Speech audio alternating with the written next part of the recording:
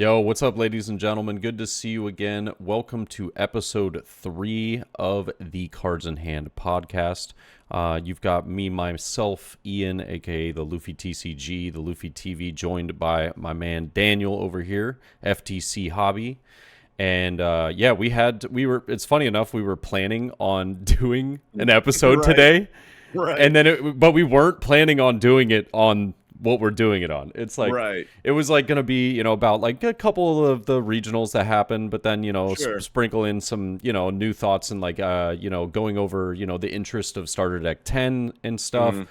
Mm-hmm. But then we got a bomb dropped on us. Boy, did we. We got a Boy, bomb. did we. I was like, dude, I'm not even kidding. I was asleep in my bed last night and it happened out of nowhere. I was just like, yo, what is going on? What is happening? I was like, my feed is blowing up. And then I saw the news and I went, what? Like, Yeah. so for anyone that doesn't know, we have seen new banned and new restricted cards come into play, new banned and restricted cards. We have the OPO2 leader Whitebeard Edward Newgate being banned, which that's just like, I'm shocked that it took this long to get to this point.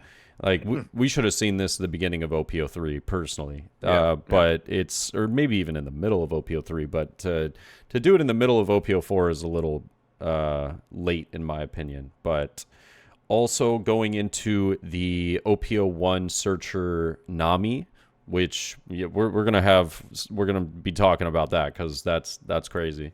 The OPO2 searcher Curly Dawn, Right. which we'll also be going over that, and then the restricted down to one of OPO3, I believe. Marco's OPO3, I believe. Yes. Yeah.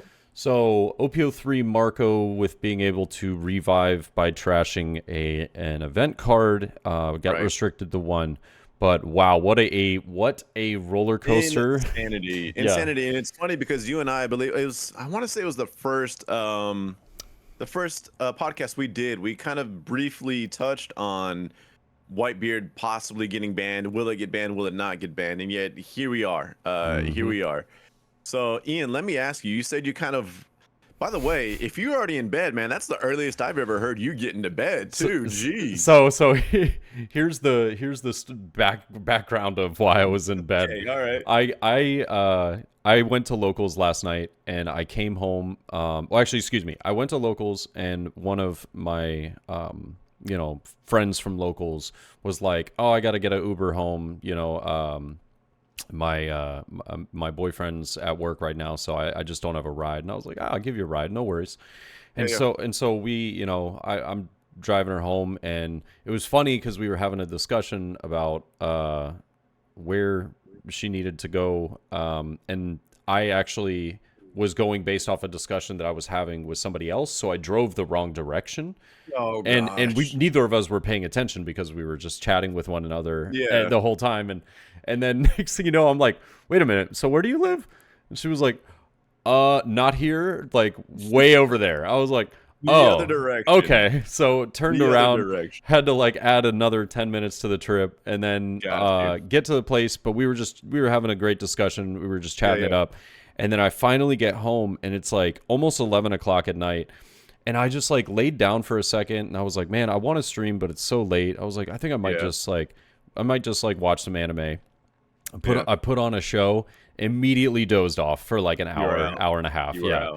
And then I wake up to the absolute insanity of what just happened.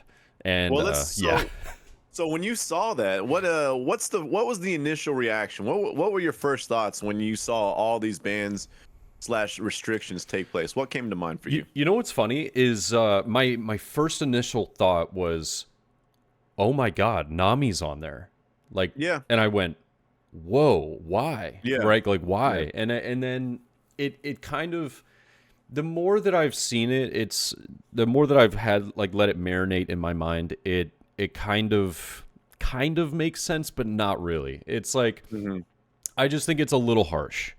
It's I think really the menace was Newgate. Newgate is just it's the consistency is insane for how Mm-hmm. strong and valuable the leader ability is. It's Mm-hmm. an unbelievably good deck that just has almost no bad matchups. Like almost. Like I said, it Mm-hmm. does have some, but the reason why its bad matchups weren't being played was because they were kept in check from Mm-hmm. the other red leaders.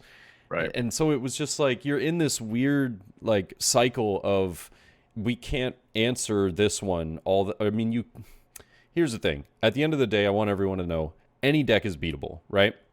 It's how often is it beatable Sure. that is relevant, right?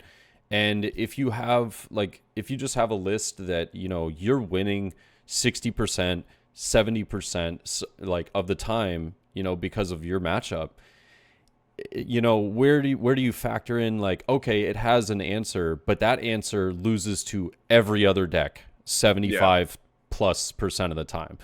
Right. It's like, well, that sucks because now it's like you want to play that deck that answers it, but you just automatically lose. So you're Right. playing. Is the trade-off really worth it, Is it right? worth Yeah. it? Yeah, it just feels Right. like, like, oh, at least I beat the one guy that I wanted to beat, but I lost the other three matches to fucking, something stupid. Right. Yeah, it is what it is. It was kind of silly in my opinion, but that was my first initial reaction.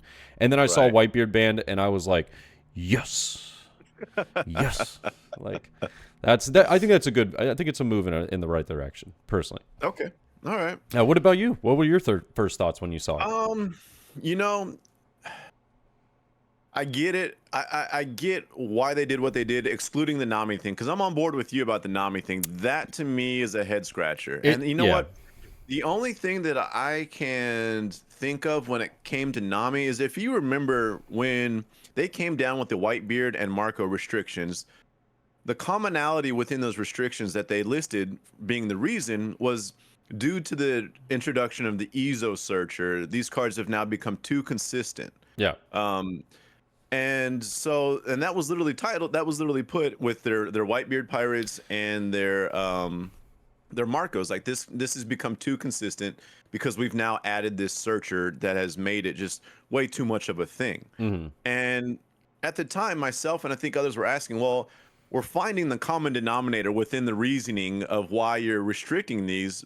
Why aren't you restricting that common denominator, right? Yeah.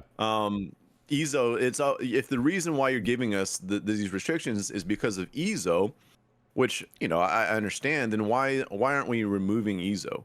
Um, and I think maybe some of the mentality from that carried on into Nami as a searcher. Maybe I don't know. I don't like the only thing that I could like scrape together with my reasoning as to why Nami got hit like this was because of that the reason that they gave EZO as like the reasoning behind the restrictions to begin with. Um, I do believe that being said, I do believe Nami is not going to be a restriction that stands. I don't think. No. I think come set like No. so really we're seeing Nami banned for a month-ish maybe. Um, so I feel like that's up in the air. It might come back in OPO 5. If so, I would imagine it's probably going to be the middle of OPO 5, end of OPO 5. But mhm. I would imagine this is just I'm shooting my shot in the dark for a guess Yeah, here, right? yeah. I'm guessing OPO 6. All right, That's my guess. all right, fair enough. Yeah. So the Nami one, I think like everyone else, kind of felt like a head scratcher. The Curly de Dawn, that card in and of itself is a broken card. It's It is a broken card. busted. Busted. And so the reasoning behind like, hey, this is just a broken ass card. We're just going to take it out the game. Well, okay, but like you're really impacting Law with that card, right? And Zoro to an extent, but I'm not as concerned about Zoro, to be honest with you. The huge impact I think comes from Law. Um, and I don't know why they went to Curly de Dawn because I mean it's a broken card. I understand that, but then so again is Tin Drop Mom in my opinion. As the card stands by itself, I think that card is also a broken card. And so Yeah. that was also a little bit weird to me. Those two, Nami and Dadan, just really, really hurt Law bad. And I don't think Law was prevalent, but Law was not Whitebeard prevalent, right? Like it was not like that. I have a counter to that, and well, no, I wouldn't even say a counter. It's more of like a sort of like an explanation as to why that is. So a lot of people were saying similar comments, whether it was on Twitter, through some Discords that I'm in a Facebook message group that I'm a part of. A lot of people were saying like, Law is like done here, done. Yeah, right? I don't believe that. I don't believe it either. Law is way too flexible to be done Yeah. here. Now, here's the thing though. The reason why we saw more Whitebeard than we saw Law is for two reasons, right? One is consistency, right? Whitebeard is extremely easy to just get the cards you need with how your leader ability works and through all the searches that you can do, right? But the other thing was what is it? Pilot. Like piloting the deck of Law substantially harder than piloting Whitebeard. Whitebeard, absolutely. Yeah. Whitebeard, I picked up and had never played, like literally not a game of. I had picked it up and brought it to a regional and went 6-3. Like it was nothing. It was like, dude, the matches I lost was because I literally had never played the deck and I didn't know what to do in those matchups. Fair enough. And then I also lost to Lucci, which was like, Lucci's just a terrible matchup for Whitebeard. Yeah. Right. But yeah, it's like that those are the two reasons. It's one, consistency. Whitebeard is very easily consistent. With Law, you can miss your searches, you can whiff a lot of stuff. It's kind of a high roll deck to a degree. And then you also need to see certain pieces in order for, that to work. And if you just bottom deck all those pieces through other searches, that's rough, right? But it is.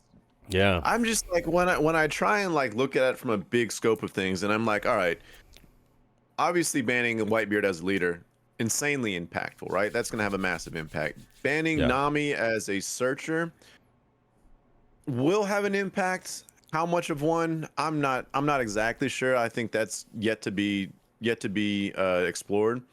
And the same thing with Curly Dodon. So I'm like, I guess my thought process is, all right, well, fine. If you ban Curly Dodon because it's just a busted card, what was the impact? Like, what was the reasoning in terms of like what impact are you trying to make through banning of this card? And I guess that's where I'm kind of like drawing a blank with. All right, cool. Like I get it why you're doing it, but like where are we trying to go with that? Like what are we trying to do with banning Curly Dodon? If I had to take a guess, I feel like with these bans and restrictions, I feel as though 3 of the 4, or no, excuse me, maybe 2 to 3 of the 4 will be lifted, right? Nami and Marco 100% are going to be lifted at some point. When? That's up to, we don't know, right? Excuse me. Whitebeard leader, though. That's an interesting one. Will Whitebeard leader be unbanned? I think it should eventually. Will it, though? We'll find out. But Curly Dodon, I actually think is a card that should not be unbanned. The reason why is because think about every other searcher in the game. There is no searcher that does something as generically good as Curly Dodon. Curly Dodon does not search by type; it searches by cost. Red does not have a lot of high end, like top heavy cards, right? It's low cost cards, and Red has tons of searchers, right? All of them being pretty much one cost. It's like you have a few that are not one cost, but I mean, actually, no, yeah, you do. But that's so few and far between, and they're like really niche ones, like what the Alabasta searcher or something like that, But yeah, the capability. Think about it this way too: you get red and purple together, right? You're now able to search purple 1-cost cards. You get red and yellow 1-cost cards, red and black 1-cost card. It doesn't matter. It's oh, actually no, now that I think about it, nope, never mind. You have to search a one of red. It has to be a red 1-cost. Right. Never mind. But still, my point still stands. It is very, very strong to find cards that like Gordon, Nami, Otama, like I completely agree with that. But crazy. like again, like how impactful is that? Because we haven't been seeing decks that run Curly to Dawn dominate, right? So like, where's the like, what is the purpose? Wait, if what? Zoro, Law.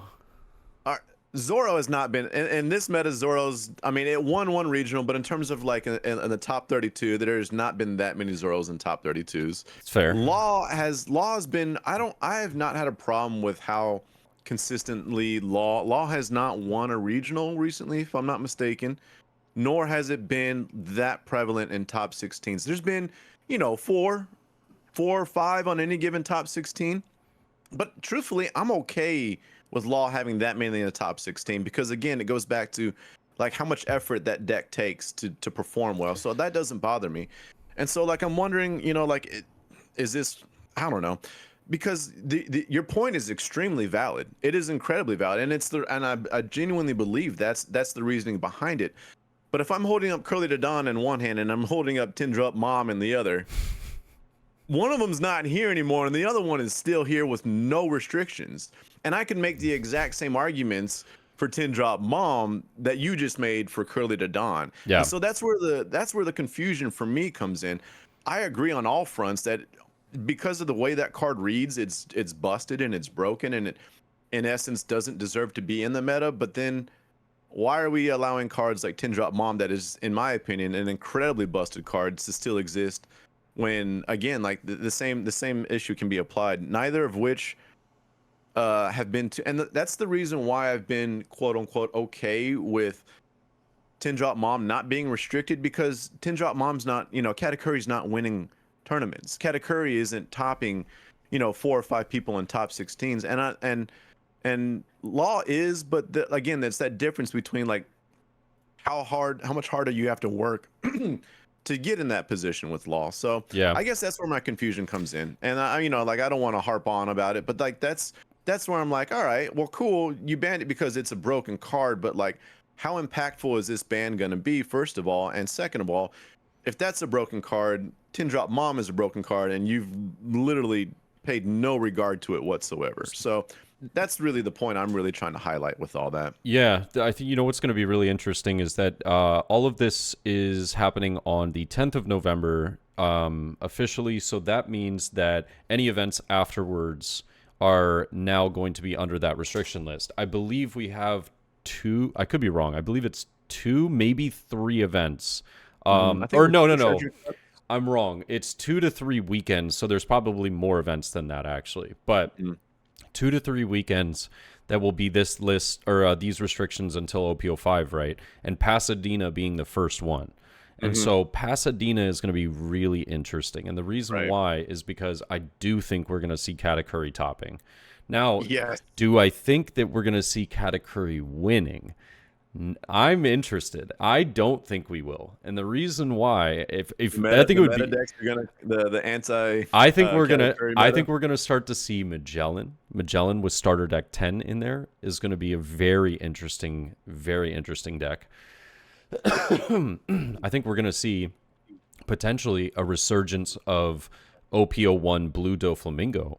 I think that'll be really interesting. Okay. I think that there might even be some space for Blue Purple Kaido now. Blue Purple Kaido coming in with some of those starter deck 10 cards. Dude, it might be a thing. Like, because here, what was Blue Purple Kaido in like some of these decks' problem? Red, Zoro, right? Law. Like, and now that they don't have those really aggressive low end decks that can go wide as possible to deal with, they can literally play a very like methodical, well thought out match that does counter what people are saying might be the new top dog, the new like apex predator. So yeah, I would agree with Blue Purple Kaido if it wasn't for the fact that deck is so heavily reliant on one single card. And what, if you don't see that, yeah. I mean, you run 4. Yeah, you run 4, dude. I've built out Blue Purple Kaido for this set like a week after the set dropped. I've been having a lot of fun with it. It's actually like a deck that I just like. I play for fun because it's a super fun deck. But I will tell you, I played a good amount of games with that deck, and I don't know if there's a deck that is more reliant on one card than Blue Purple Kaido is with Onigashima.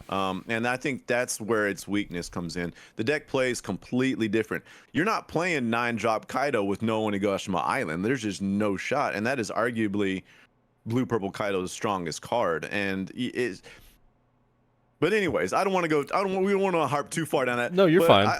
But wait, doesn't Blue Purple Kaido run like the Who's Who that can now search the Onigashima? Yeah, absolutely. Yeah, he can. Because that makes it easier.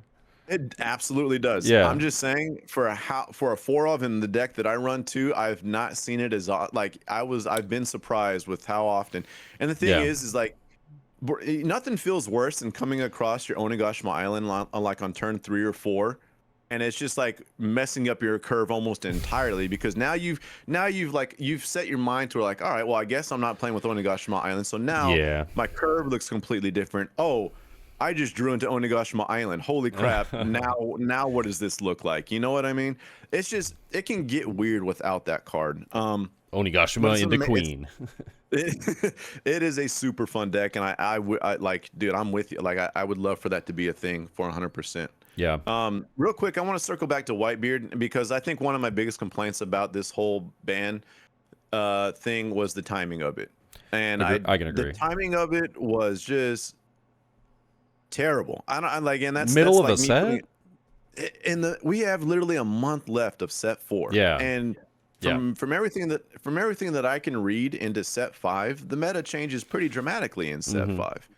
And so if you were gonna ban Whitebeard, and I think you mentioned this earlier, you should have done it a minute ago. Yeah. I mean, the latest you should have banned. I'm talking the absolute latest you should have banned Whitebeard was when we got our first regional from set 4 and Whitebeard won, right?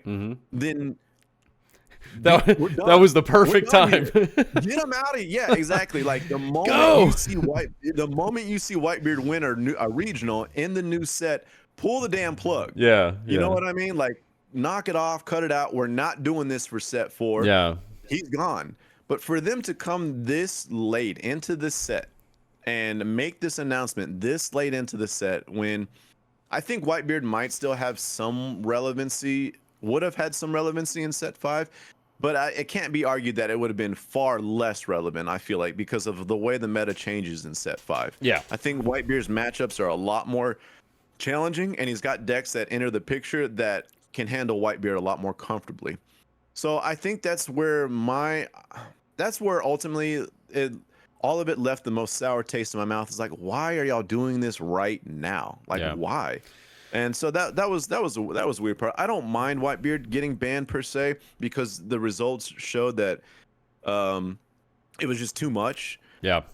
But it also, like we were saying in our previous podcast, now that we've removed the top predator in the ecosystem, and a predator that kept Katakuri in check, I have legitimate concerns with what we're about to see with Katakuri for the remainder of set 4. I think that, I mean, we're going to touch more into it, but we've seen what the market says about what they think Katakuri is going to be, where Katakuri stands for the last set. Very true. Very true. But by the way, I wanted to show you something. Speaking of like you were talking about the data and stuff like that of, some of the OPO4 regionals and treasure cups that happened and whatnot. So here are some really interesting numbers, right? In October 21st, we had an online regional that was, top 16 players, right? 5 Law, 5 Newgate, 4 Zoros. There was only 1 Queen and 1 Doflamingo. In an online treasure cup, August 26th, 12 Newgates in the top 16, 3 Zoros, and 1 Lucci, right? Gee. In August 5th, online treasure cup, Newgate 9 out of the 16 players, Zoro 2, Law 2, Katakuri 2, and Nami 1. All right, there we go. Yeah. And then this one went back to July, but that's pretty far back. But yeah, I mean it's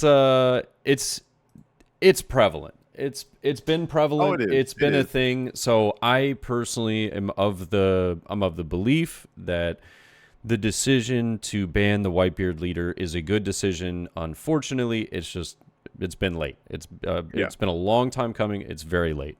It Yeah. is what it is, but whatever. I would agree with you on that, to be honest with you. If it was one of these things that we saw that they kind of, like I said, I think the first time that the Whitebeard won regional and set forth, that was the absolute latest you let this thing continue to rock. The latest, the absolute Yeah. latest. And then you pull the plug, because where we are now, everyone's just kind of like, well, I mean, okay, I guess, like, cool. We've gotten, all the regionals that we just went through, the gauntlet of regionals, everyone that topped with Whitebeard, and now we got a month left till set. It was questionable, to say the least. Yeah. So, I think it's going to be very interesting, though, to see a lot of the players that played Whitebeard. I think that there is, because this is funny. This is how I view it. There's there's really good players that played Whitebeard because they knew that they could win good prizing fairly easily if they just played a very easy, consistent deck, right? Very linear, just does the job, has very good matchups. Like, I don't blame them. I don't blame them at all, right? I could have done it, but I was like, nah, I don't know. I find the deck kind of boring, but it is what it is, and I don't care about prizing. I'm just like, I just want to have fun at the end of the day, and I think that I think it's going to be interesting to see, because you have these very good players that play it, and then you have like players that did well playing it because it has such good matchups, but they're not like very good players, right? So you're going to see them have to branch out to different decks. And we're probably going to see like a lot of frustration because people are going to be like, well, this deck sucks because like you can't find everything like you can with Whitebeard. And it's like, oh no, welcome to the rest of One Piece. and then you're going to have a seat. have a seat. Join us. Yeah, the water's fine, and then you're gonna have the really top players. I'm interested to see what they're gonna do. Like, what decks are we gonna move to? Are we gonna see are we gonna see a transition of all of them go to Katakuri, or is it gonna be a transition to maybe like the 4.5 like starter deck 10 mixture where we're bringing in like Magellan, we're maybe trying out I don't know. Like, I still believe that there are red lists that will be viable. Like, I think there's red lists. We haven't even mentioned Ace. We haven't even talked about Ace. And I think Ace got rocked. I'm sorry, but Ace got rocked. With Marco being gone now, Newgate, other Marco, Ace is rocked. I actually think Ace is still good. I know, like, the 5-drop Marco restriction hurts that deck a lot. A lot. I still think Ace is still very strong, to be honest with you. I'm not... We've seen a resurgence of Ace as of recently. I think people have kind of caught on, like, hey, maybe Ace was a little bit slept on. I still think Ace will be a thing. You know what we might see is we might see like an Ezo striker Ace that will have multiple searches per turn. You end up getting a ton of board removal, and then basically you just draw into your Flame Emperors and use your Flame Emperors to be aggressive.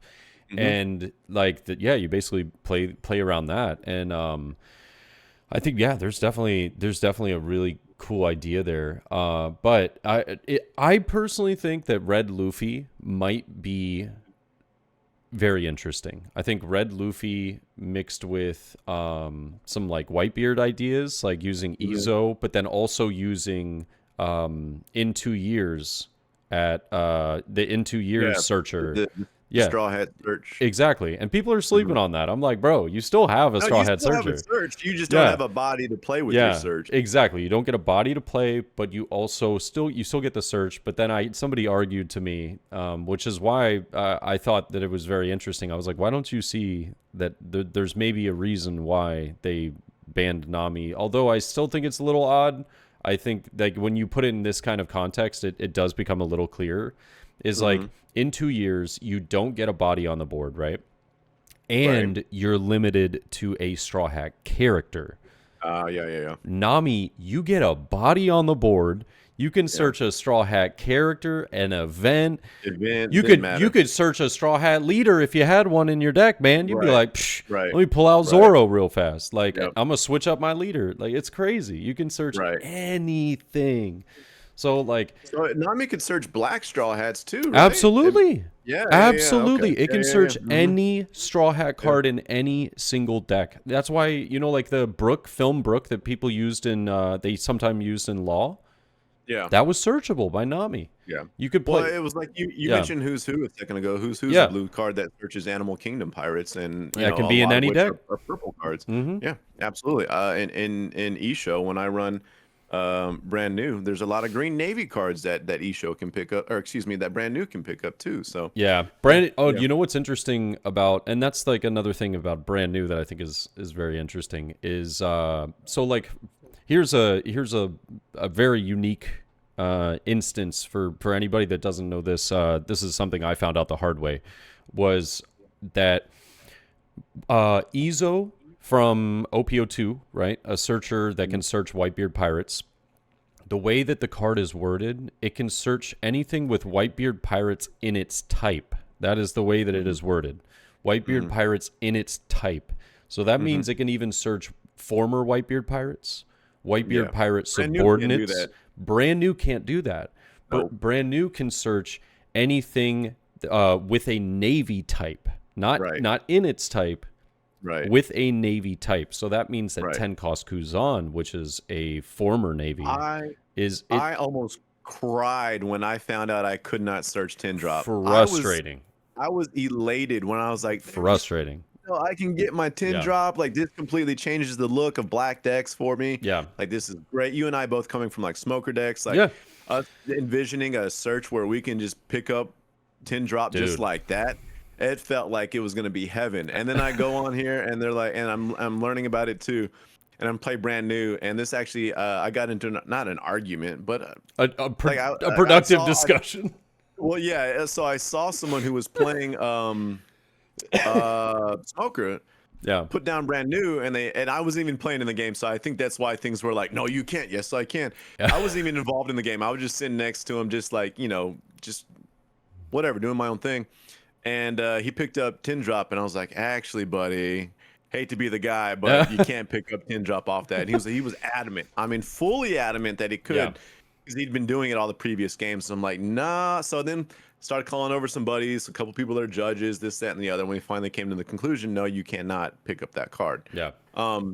But yeah, no, that's also a very fair point too. I mean, those little things that do make actually all the difference in the world when it comes to that. Oh, massive. Like, just the fact that you have the option of being able to, you're like, hey, I need to play defensively. I can now take a guard point or a radical beam here. Oh, I don't need to play defensively. I can take a Zoro or I can take a Rush Luffy. It's like, it gives you so many options. It's really good. And I think that a lot of people are still sleeping on the fact that Red still has Buggy. I mean, Buggy is crazy good. Being able to find all of the events that you need. We might see event-heavy lists now that are carrying maybe like 4 of the, in 2 years, 4 of the Whitebeard Pirate Searcher. So, I guess that's kind of where like the problem lied with Red, right? Because you think about the searches they had: Nami, Ezo, Curly, everything, bro. What? Everything. Insanity. So I guess maybe some of the reasoning, now that I'm kind of going back, they feel like they needed to at least knock one of those down, and Curly was the strongest one. Yeah. So they just knocked Curly. Well, Curly just finds the rest. Right. And then the rest just do their job. Right. You know what I mean? So and that's fair. You know what? Okay. Yeah. Now it's all like, it's coming together. Okay. There it is.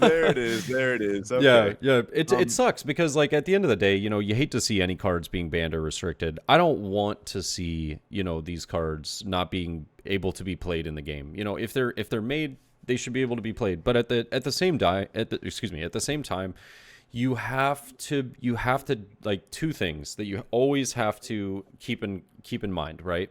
One is customer satisfaction. Are people happy with this? Yeah, obviously red players are. They're like, dude, I got a broken deck. This is sick. Life is Right? good. Yeah, life is good, man. We're eating out here, you know.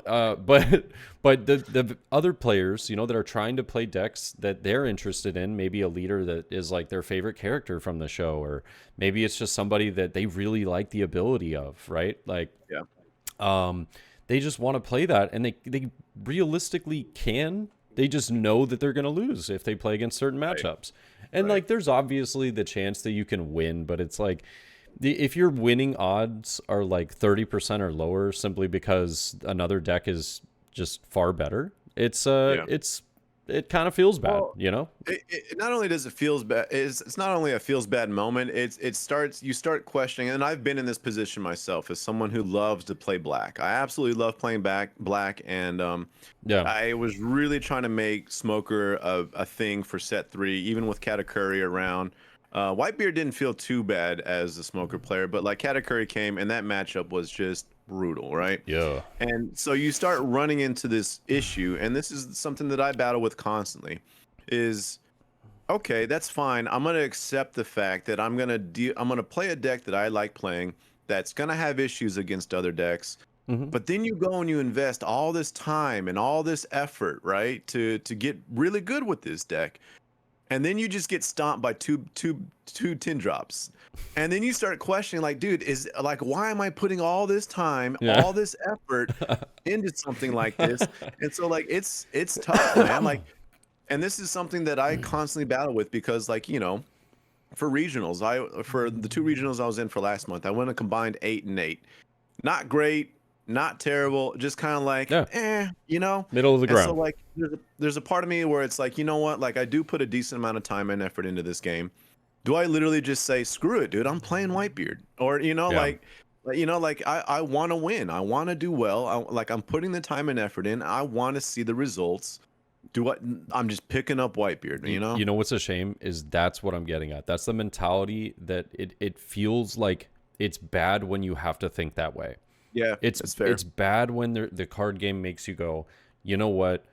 In order for me to win, I have to play this deck. I don't want to play it, but I kind of have to play the deck because it has the best odds, right? Yeah. And that's not fun. That's not conducive to a good meta and to a strong community where, you know, everyone is like, ooh, there's, you know, this really interesting idea that multiple decks have their own balance and that, you know, everything's got their own counter, more or less. Like, and I thought that that's the direction where OPO4 was going, but then we had, you know, just the continuation of an OPO2 leader with little to no changes whatsoever.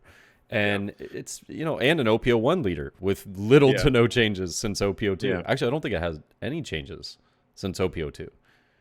What's that? Law. Has Law had anything? I don't think it's had anything added. I don't think so. I think it's just OPO. Nope. Yeah, OPO1, OPO2 cards. Yeah. Yep. Yeah, you're right. Yep. Which, you know, in all fairness, I would agree with that sentiment, but that is a part of like inevitability when it comes to card games across the board. If you look at Pokemon, if you look at Yu-Gi-Oh, there's always going to be that deck, right? There's always, and so like, that's a fair criticism, but it's a fair criticism up to a point to where it's like, it is impossible, it feels like, to make this 50-50 down the board across all decks, right? There's always going to be that edge and always going to be that, damn, this deck is just that much stronger than all the other ones. Yeah. But again, to people like yourself and me who want to find that balance between, I'm having a lot of fun playing this game and I'm winning, right? Like, and I'm like, you know, and I'm still performing well. Yeah.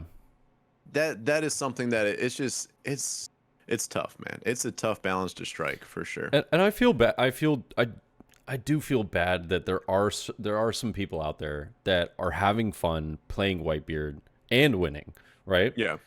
And teach their own. I mean, teach their own, bro. Teach their own. If you know, if that's what you want to do, then you know, live your life. You know, live your life. Exactly. I don't know. It's just, to me, it's like, I guess, you know, when OPO3 first came out, I played Katakuri because I was like, yo, this is such a cool leader. Like, Yeah. this is so cool. I love this. Yeah. Like, being able to play cards from trash or from life and stuff like that, right? Yeah. And the more and more I played it, I actually had a match where I played a mirror matchup, and it made me almost never want to play the leader again. And here's the thing, I won. I won the mirror Yeah. matchup, Yeah. and it made No, me not want to play it because I yeah. realized Yeah. like my opponent outplayed me like 100%.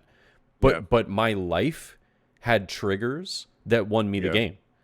Yeah. I got No, it's. I outplayed, mean, but it's just like I got I, lucky, and I'm like, that is Yeah, so no, I've joked stupid. with the locals that Yeah, are like, dude, just play Katakuri, you know, just like, because I always just rag on Katakuri players here locally. And it's all in good fun, you know, like I always give them hell. And yeah. they're like, hey, join us, join us. I was like, brother, if I dropped a 10 drop Big Mom on y'all, I couldn't look my son in his eyes anymore. You know, like it's just that, it's just like that level of like, yeah, Damn. son, your father's out here playing 10 drop Big Moms. I just, you know what? I can't come home to that. I can't come home to that. No, but in all seriousness, like I'm with you because I messed around with the deck too, Yeah. and it does, I don't know, maybe we're just softies. I don't know what because I've experienced that same like almost remorse. You know what I mean? Yeah. When you're like, I feel hey, bad. brother, I got two 10 drops, Yeah. and boom, boom. You just See you lose, later. man. I'm sorry. Yeah, Like, exactly. And it's like, and I've had that, you know, dude. I played Katakuri 1 week, and I came across a Sanji leader. oh, that's not even fair. And I'm like, brother, I mean, you know, there's only so many examples, like, but I was like, brother, there is literally nothing. There is Yeah. nothing that you could do about this. Yeah. And it just like, That's like to an that's extent, like you know, 110 win percent rate right there. it Like, has to be. You know, I mean, like the game, to say it wasn't even close is an understatement, to be honest with you. But yeah, it's just crazy. I do want to circle back though to kind of what we were saying in terms of what this means for the rest of this set, right? Mhm. And what are people going to transition to? What are we going to see in these upcoming tournaments? And honestly, I feel like there's a lot of people that are just going to kind of move to set 5. If I'm being honest with you, I don't think, unless you've got like a really big tournament coming up, because you mentioned like the top players. What's the new meta? What are the top players going to do? I honestly believe that a lot of people are going to write off the remainder of set 4, and they're just like on this, like I can hop on the sim right now and I can start testing my black blue Sakazuki, right? Mhm. I can start playing with that. Nationals, if I'm not mistaken, is going to be set 5. Yep. Why am I going to spend another month doing something else when I can literally just move on to the next? And quite frankly, that's kind of where I'm at. Not that I'm in any position to be winning any tournaments, so that doesn't really affect me in that regard. But I will say, like, the rest is set 4 for me. I'm staring at my Isho deck, like, all right, buddy, let's do this. You know, like I'm gonna have fun. I'm my Blurple Kaido deck. Hey, Yeah. hell yeah. Yeah. Like I'm gonna rock this. I'm gonna play Blurple Kaido. I'm gonna play Isho. I'm gonna have fun for the rest of set 4. And then set 5 comes. I've already made up my mind. It's gonna be Sakazuki for me. So I'll start tinkering with those builds and start having my fun with that. But I'll be honest with you, I feel like the rest of set 4, not too many people are gonna take it that seriously anymore, to be honest with you. I can agree. think a lot of people are gonna look at set 5 and see that the meta is gonna have a pretty good change within it. And I think people are gonna say, you know what, man, right now my time is just better spent looking ahead with set 5 and starting to kind of figure that scene out, particularly because the people that are competitive are going to be looking at nationals, and they're going to want to be as dialed in as possible when it comes to that event. And I mean, quite frankly, there's no reason for us to really, I don't want to say care, because that feels like it's like I'm not trying to poo-poo it, but like at the same time, it's like, how much do you really care? You know, like for one more month of just kind of like shenanigans, how much are you really gonna put that much time and effort into it? So I could see people just like saying, well, set 4 was fun. That was fun. We've got red purple starter deck. We can have fun with this. You know, we can start messing around with that. But I don't know how much quality play we're gonna get out of the remainder of set 4, if that makes sense. I don't know. Personally, I'm excited to see some of these regionals and treasure cups after November 10th. I really am, because I want to see. Agree. I want to see, are people running, like, is it going to be a predominantly Katakuri thing? And if it is there going to be someone smart enough to be like, running like anti-Katakuri lists? And if are they going to succeed really well, or are we going to see kind of like this, I don't know, sort of like trying to counter the mentality, and you go, okay, everyone's going to run Katakuri, but then in reality, no one does because people are trying to like counter it. It's the layers of meta. Yeah, that we're gonna go through, they're right? like, Yeah, oh, yeah. I'm going to counter your thing with this, I'm but gonna then I'll counter your counter with the counter, bro. yeah, bro, it's going to be crazy. Yeah. So I don't know. Yeah. I'm excited to see what those look like. I want to see what the what the changes will do. It's just unfortunate that coming back to it again is just a little too late. It's sad, It is, but Yeah, it is what it is. I don't think that can be argued. It's just too late. Like Yeah. it was, that saying, it was too little, too late. Yeah, This was too much, too late. yeah, Like yeah, the Nami thing, too much, dude. Like Yeah. you're doing too much, and it's just not the impact I think any of us really truly wanted, to be honest with you. like So, I still think that Red has the best searchers in the game, bar none. But it's still like you could have. I mean, my thing was you could have at least like only restricted it. Like restrict it down to 1 or something. To ban the card outright just seems wild. Oh, and speaking of which, this was something I wanted to talk about as well. Yeah. Was a lot of people I saw concern like, oh my god, I invested into this, like, and my deck's dead now. I promise you that is not going to be the case. Like, these cards are coming back. They even hinted towards that in their post. They said, guys, these are subject to change in the future with future metas and future set releases and stuff like that. But also, you got to think about it this way. They have heavily invested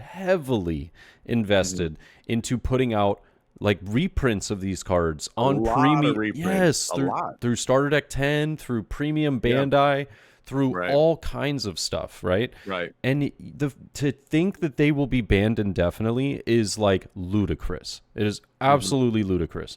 These cards will come back. They're just in a point right now where they are just you get way too much value out of a card that costs you 1 Dawn. Like 1 Dawn. That's insane. That's insanity.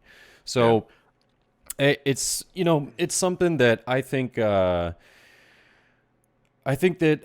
the reprints and everything are like, I saw people that were upset. They were like, why did I even pre-order Starter Deck 10? I'm like, I don't know, maybe because the vast majority of all the rest of the cards are really, really good. And I was like, and the leaders have a place in the game, like eventually in the future. And the purple cards. Yeah, the purple cards are insane. Like, what do you mean? Like, all right, even if you removed all the red cards, the purple cards in that deck are like worth, staples. bro, worth. Staples. Yeah, like, that Eustace Captain Kidd, the Law Blocker. Like, it's insane. No. And I don't know if you've had a sneak peek, but those cards, they're all hollow. All hollow. Even the Dawn, leaders bro. Dude, I don't care. I won't. Maybe that's a bit much. I was gonna say I don't care if none of the cards are playable. I still buy the damn deck. Yeah. No, but like I mean, it's really cool.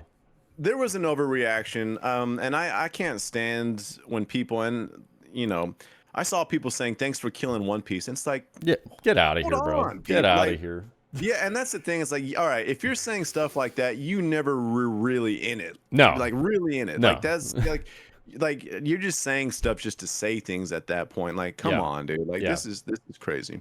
I do want to add to kind of what you were saying. I'm anxious to see, because you were talking about you're anxious to see kind of like what these tournaments. I'm curious to see what the new Law deck is going to look like, to be honest with you. Yeah, I'm really excited to see how people are going to get in the lab and cook up these new Law builds, because Law's leader ability is too much value for it to just die. That's just not a thing. Yeah. But I'm curious to see like what kind of spice are people going to be putting in these new Law builds, to be honest with you. So I'm actually really curious about that. So here's an interesting thing, is that a lot of people are just simply forgetting that Bonnie is still a thing. Like, Bonnie searches supernovas. A ton of really viable Straw Hat cards are supernovas, right? Rush Zoro, Rush Luffy. You have like what is it? I know isn't there like there's something else and I'm forgetting the name of it. But either way, but then you have like we're probably going to see a re-edition of stuff like Basil Hawkins. We might see what I think would be interesting is we start to see Law but with film cards, right? Yeah. You see a We Law. saw little splashes of that. Yeah, here you and saw the there. Brook occasionally, but I'm Yeah. thinking like, okay, we see Brook, we see maybe even the 2-cost Law coming in. 2-cost Law is, or is it 3-cost? Two? No, I think it's 2-cost, but it's like 2 activate main, 1 cost, send Law back to hand, play a 3-cost card from hand, right? So you get that card on board. The following turn, you just pay 1 and you get to play a 3-cost. And now you're playing maybe like the Nico Robin or something. I don't know. Yeah. Like you play Nico Robin. Nico Robin plays a 2-cost card. Now you're playing. I don't know. There's combinations that I think it would be really interesting to see where Law goes. Yeah. That's the beauty of Law. Law has a lot of flexibility with what it can do. So I think Law is not going to be.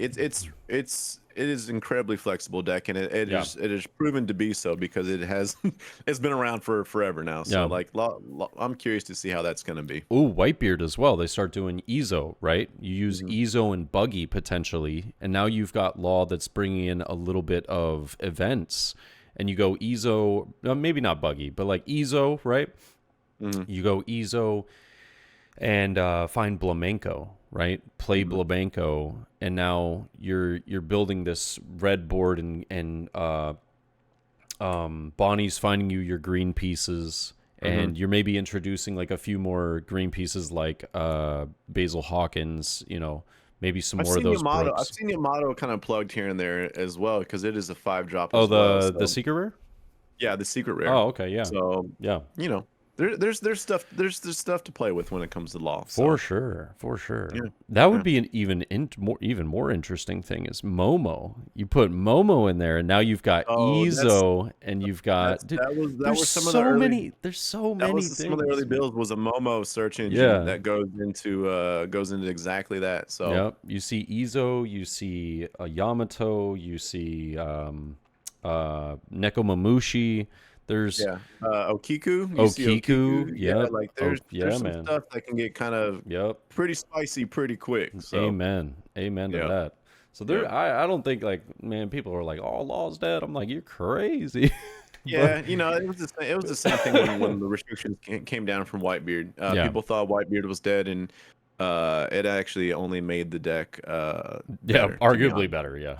Yeah, I watched a video. Shout out to Cross. Cross made a video actually highlighting all the reasons why Whitebeard restrictions actually made this deck infinitely better. Yeah. And that just goes to show it's just like you can put these restrictions in and these bans in, but leave it up to people to just get creative with these things and be like, okay, cool. Well, let me plug this in. And next thing you know, the deck has taken on a whole new dynamic, which could perform even better. Yeah. Yeah. There's a lot to it. I think it's really exciting, but, yeah, it was. We hit a lot of the notes right there. We hit a lot of the notes. Is there anything else? Like, are we missing anything from this wild, absolute bombshell of a ban list, restriction list? Yeah, I feel like the moment we hang up is like, oh damn. I know. Yeah, we're gonna. Oh, I forgot about that. Well, I think one thing we could kind of touch on is like I've seen a lot of people. There's a lot of obviously. Sorry, the sun is coming in. It's a worldwide thing. Sorry. The Eastern meta, the Western meta, right? And like everyone's like, why? East isn't having a problem with this. They're not having why is this only something that's a North America thing? And see, I knew I was forgetting something. I was like, I know I'm forgetting something. I was like, we had like an idea of all the stuff we were gonna chat about, and then I'm sitting here, I'm like, dude, what is it? I was like, extrapolate it from my brain. Yeah. So I think that's like one of the biggest discussions that I kind of saw rising was like, why is this just a Western thing? Why is this not an Eastern thing? And so on and so forth. And like I don't know how much explanation that truly needs. It's like, does it matter what East is doing if the problem's not in East and it's in Western? Like how much are you really gonna like? That is such a good way to put that. Like, I mean, what does it? It can be as simple as that, right? Yeah. Does it really matter? And like, and I think the other point that annoyed me, and I don't know, maybe it's just because I'm like trying to stand up for my turf over here, where it's just like people clowning on Western and like NA gameplay. I'm like, there's it feels like it's almost like this like superiority complex when it comes to just like riding the coattails of like Eastern players and Eastern like meta, where they kind of like position themselves like, oh, NA stupid because all they do is play Whitebeard and da da da da. And it's like, I mean, is there really a need for that type of like comparison or analogy when it's not really relevant because we have the results that are showing very skewed heavily in one demographic and not nearly as heavily in another? So like, Yeah. It's also it's just like, it's interesting to note that in the West, or excuse me, East, they do have like a lot of Whitebeard players, or excuse me, did have a lot of Whitebeard players and Law players topping every single event, right? They were either winning or topping, and they had like I think it was like a Katakuri won, a Rebecca won, but other than that, it was like a red deck. It was like a Zoro Law Katakuri, or a Zoro Law Whitebeard, excuse me. And so I'm sitting here like, so what we're just fed up with it over here because it's Right. boring. But like you Right. guys are okay with it because you're like, it's cool like that we're just playing the same lists from 2 sets earlier. Like I don't think there should be any animosity between the different regions. I really I think agree that with that 100%. it's just different play, and like Right. and we'll see. It's really going to come down to who succeeds in the West, who succeeds in the East, and then everyone meeting at like the Worlds. And I think that's going to be a lot of fun. Just seeing a lot of the players, their experience with the game and different metas that they played with and played against coming together and really just giving that like a full like understanding, and it's gonna be cool. Showcase of what everything. A showcase of, all right, this is the style we play, this is the style we play. Right. Well, it's like taking 2 different martial artists from 2 different worlds. Right? Yeah. It's just or two different hemispheres, whatever you want to say. It's just like we all have our own styles. We all have like preferences, and that maybe that roots from something deeper, like a cultural difference, right? It could be something like that, where like Japanese or Eastern players, the Oceania players, like they just don't want to play Whitebeard because it's just not fun for them, right? Yeah. Like, and that could be something that's like a cultural thing where it's like they want to win with something that's a little bit more like we're sophisticated. Shots fired. I'm sorry, I was about to say I respectful. was gonna go with sophisticated. And try and keep it, try and keep the water calm. But no, man. my man just cannonballed this whole thing and said was gonna say respectable. Hey, but you know what? Sometimes we got to say the things that we were thinking. And but Shout out to my Whitebeard homies. yeah, no, for real. Please don't cancel us. But I think there is something to that as well, though. I think there's just a different fundamental approach on how people want to play and win the game, to be honest with you. No, yeah. And I think like digging deeper than that, to where it's just like now you're starting to like try and compare the two and kind of label one as inferior, like this inferior approach, and this other one is superior, and like all that is just completely unnecessary in my opinion. Like it doesn't really have any relevancy whatsoever unless you're just literally trying to create an argument, and I don't really see the purpose for it, to be honest with you. Oh, it's crazy, man. It's crazy. Yeah. But I look, at the end of the day, we're gonna figure out where this is gonna go after November 10th, and I think it's gonna be super exciting. But you know what? I feel like we should end on predictions. What do you? Okay. All right. So for like Pasadena and like we'll just go Pasadena. Okay. What do you think we're gonna see for like? Give me like 4 leaders that you think we might see in the top 16. What do you think? 4 leaders? Yeah, because usually it's about 4 leaders we see in the top 16. Yeah, no, that's fair. Yeah, it's gonna be Katakuri. Katakuri's gonna have. We'll definitely see him for sure. Katakuri's gonna have a spot there. I also think that we'll see Blue Croc. Blue Croc. So that's actually a good point. Yeah. That's actually a really good point because one of the decks, because we talked about Whitebeard and Law kind of being like the natural predators for Katakuri. And I've heard people say, and maybe I'm guilty of this too because I'm being overly dramatic, that Katakuri is just going to run wild because there's nothing to keep it in check, right? Yeah. The Blue Croc matchup is actually a pretty even matchup. If anything, it may be like just like a pinch in Katakuri's favor, maybe at most at 55-45. Yeah. But for someone who's played Blue Croc and played a lot of Katakuri, it feels pretty fair, pretty even, to be honest with you.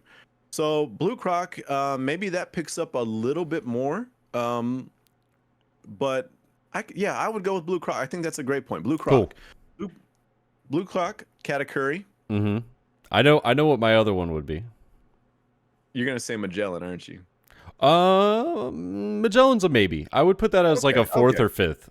But for third, actually, I'd maybe put at third. Maybe I'm going Ace. I'm gonna put Ace as the red deck. Oh, okay.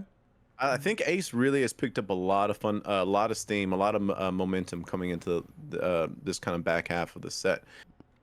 And then I was gonna say Green Purple Dofi over Ace.